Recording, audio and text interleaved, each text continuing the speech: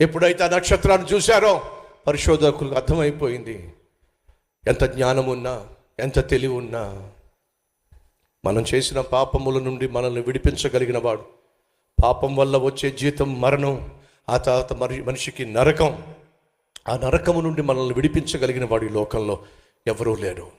కానీ రక్షించేటటువంటి రక్షకుడు ఉదయించాడు అని తెలిసినప్పుడు మెల్కియార్ పర్షియా దేశం నుండి, జాస్పర్ ఇండియా దేశం నుండి, బెల్తాజర్ అరేబియా దేశం నుండి, దేశాలు వేరు, వారి విశ్వాసాలు వేరు, వారి నమ్మకాలు వేరు, కానీ మా దేవుడు కాదు, మా మతం కాదు, మా ప్రాంతం కాదు, మా నమ్మకం కాదు, మా విశ్వాసం కాదు అని చెప్పు వాళ్ళు ఎవ్వరూ కూడా తమ కోసం ఉదయించినటువంటి రక్షకుడిని నిర్లక్ష్యము చేయలేదండి. ఆ దేశాన్ని విడిచిపెట్టారు. వారు కలిగి ఉన్న ప్రతిదాన్ని పక్కన పెట్టేశారు.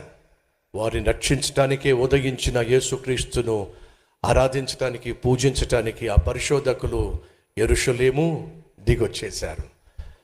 పశువుల కాపర్లకేమో దేవుని దూతే స్వయంగా వచ్చి సువార్తను ప్రకటించింది.